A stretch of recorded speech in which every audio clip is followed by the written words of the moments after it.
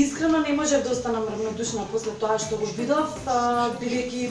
не видов некои екстремно лоши услови, меѓутоа видов една тешка судбина која што не знам никако ја понесов со мене вечерта во предлегнување, ми беше во мислите и утре дента се разбудив со апел кој што го видов од Жаре,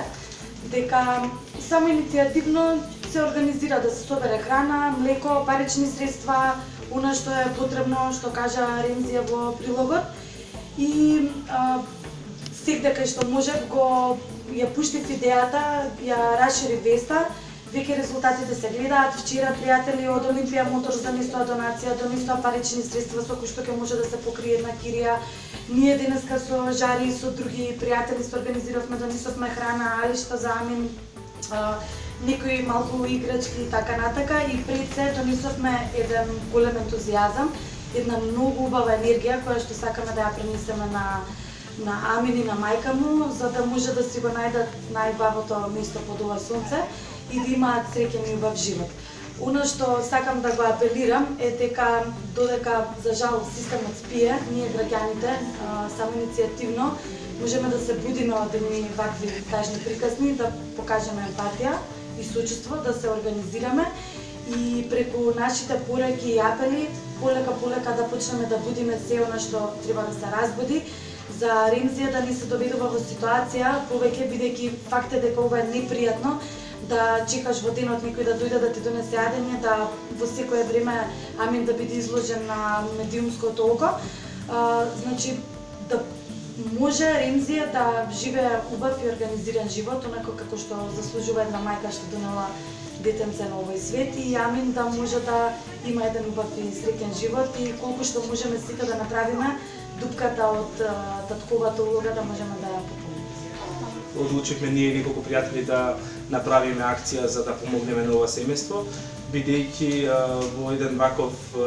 општествен систем една сама мајка со едно мало бебенце не може да се снајде лесно за да излезе накрај со неколкуте или многуте проблеми кои што ги има во секојдневниот живот. Нормално социјалните мрежи ги искористивме да ги повикаме сите наши пријатели за да донираат они колку може и што може за да се помогне на бебенцето, на мајката. Се јавија многу пријатели, ова не го правиме прв пат, го правиме многу често кога ќе најдеме некаква приказна за некој да се побара помош. Ги користиме сите алатки за да ги донесеме луѓето на местото, за да може да помогнат. Кога некој не може да дојде, ни се јавува нас, ние се организираме во една мрежа неформална каде што собираме се што може и го наоѓаме семејството, помагаме. Треба само да кажеме дека кога системот ќе заборави некого или кога системот ќе забави или нема да најде решение во одреден момент, тука се обичниот народ, обичните луѓе за да направат акција и да помогнат, затоа што сепак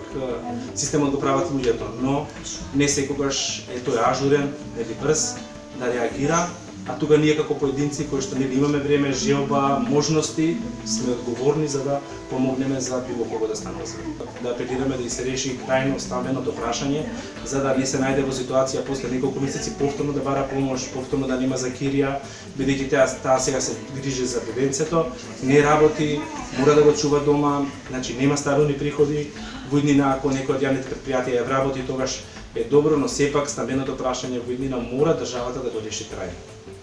Фала им на сите што ми донесете за храна, за облека и за све што ми помогнавте. Господ да ви даде и повише. Сега апелирам кај сите да ми помагат и да имам и свој дом. Тоа е најважно. Фала им на сите.